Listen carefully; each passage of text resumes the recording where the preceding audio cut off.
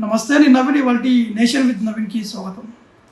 గత కొన్నేళ్లుగా భారతదేశంలో భారీ రాజకీయ విగ్రహాల నిర్మాణం పెద్ద చర్చగా మారింది. దేశ నాయకుల జ్ఞాపకార్థం కావచ్చు, రాష్ట్ర ప్రభుత్వాలు వందల కోట్ల రూపాయలు కూడా ఖర్చు చేసి భారీ విగ్రహాన్ని కూడా ఏర్పాటు కూడా చేయడం జరుగుతుంది. అయితే ఇది నిజంగా దేశ గౌరవం కోసమా లేక రాజకీయ ప్రచారం కోసం అనే చర్చ రాజకీయ నాయకులనే కాదు, ప్రజలకు కూడా ఈ యొక్క చర్చ ఇప్పుడు చర్చనీయాంశంగా మారినటువంటి ఆ పరిస్థితుల్లో కనిపిస్తుంది. ఈ చర్చలో ప్రధానంగా కొన్ని ప్రాజెక్టులు కూడా నిలిచాయి.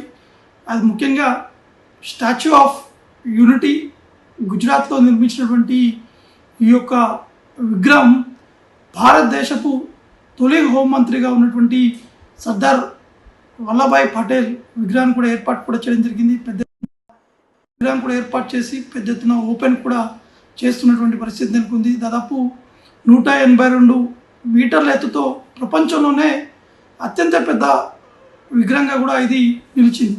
ఈ ప్రాజెక్టు కోసం కొన్ని వేల కోట్ల రూపాయలు కూడా ప్రభుత్వం కూడా ఖర్చు కూడా చేయడం జరిగింది. ఇక దక్షిణాది రాష్ట్రాలు కూడా ఇదే తరహాలో కొన్ని విగ్రహాలు కూడా ఏర్పాటు కూడా చేయడం జరిగింది.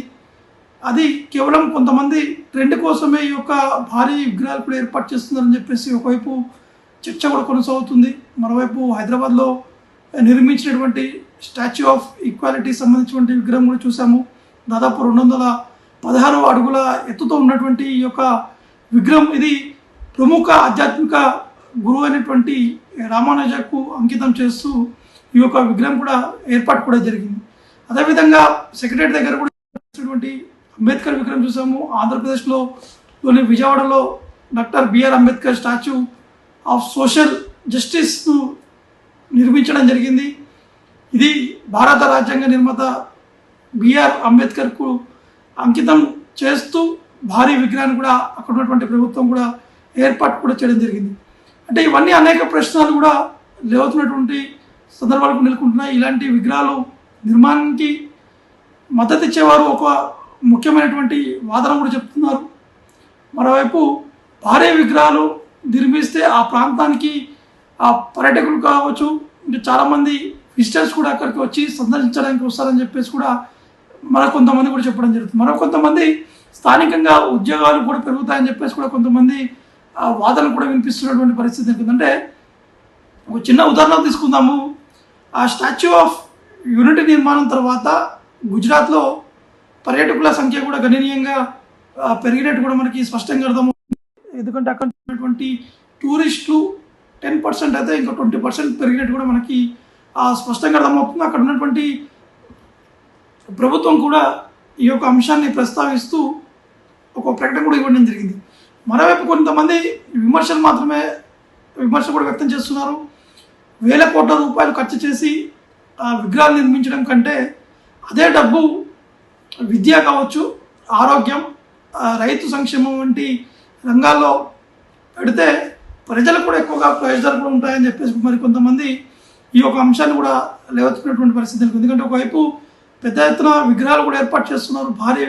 భారీ ఎత్తున ఈ విగ్రహాలు కూడా ఏర్పాటు చేయడంతో కొంతమంది విమర్శలు కనిపిస్తున్నాయి. ముఖ్యంగా ఎన్నికల ముందు లేదా రాజకీయాల అవసరాల సమయంలోనే ఇలాంటి ప్రాజెక్టులు కూడా ప్రకటించడం వల్ల ఇది కొంత రాజకీయంగా ప్రచారానికి కూడా భాగమే అని చెప్పేసి కూడా మరి కొంతమంది విశ్లేషకులు కూడా చెప్తున్నటువంటి పరిస్థితి నెలకొన్నాయి. కాబట్టి మొత్తానికి ఈ విగ్రహాలు కావచ్చు, ఇంకా కొన్ని కోణాల్లో వస్తున్నటువంటి ప్రచారాలు కావచ్చు, భారీ విగ్రహాలు ఒక ప్రాంతానికి గుర్తింపును తీసుకురావడంలో కీలక పాత్ర కూడా పోషిస్తాయని చెప్పేసి మరి కొంతమంది చెప్తున్నారు. ప్రపంచవ్యాప్తంగా కూడా ఇలాంటి ఉదాహరణలు కూడా చాలా వరకు ఉన్నాయి. అంటే కేవలం ఆంధ్రప్రదేశ్ కాదు, తెలంగాణ కాదు, గుజరాత్ కాదు, ఇంకా అనేక రాష్ట్రాల్లో భారీ ఎత్తున విగ్రహాలు కూడా ఉన్నాయి. పశ్చిమ బెంగాల్లో కూడా విగ్రహాలు ఉన్నాయి. అంటే దీన్ని అభివృద్ధి ప్రాజెక్ట్గా చూపిస్తూ మరికొందరు దీన్ని రాజకీయ ప్రతిష్టగా కూడా చూస్తున్నట్టు కూడా మనకి స్పష్టంగా అర్థమవుతుంది. ఇక చివరికి ఒకటి చెప్పేది ఏంటంటే భారతదేశంలో భారీ రాజకీయ విగ్రహాల నిర్మాణానికి ఒక ద్వంద్వ చర్చగా మారింది. ఒకవైపు కొంతమంది విశ్లేషకులు ఒకరా చర్చిస్తున్నారు, ఒకవైపు జాతీయ గౌరవం, పర్యాటక అభివృద్ధి అనే వాదన ఉంటే, మరోవైపు ప్రజా డబ్బు వినియోగంపై కూడా కొన్ని ప్రశ్నలు కూడా లేవనెత్తుతున్నటువంటి పరిస్థితి నెలకొన్నాయి.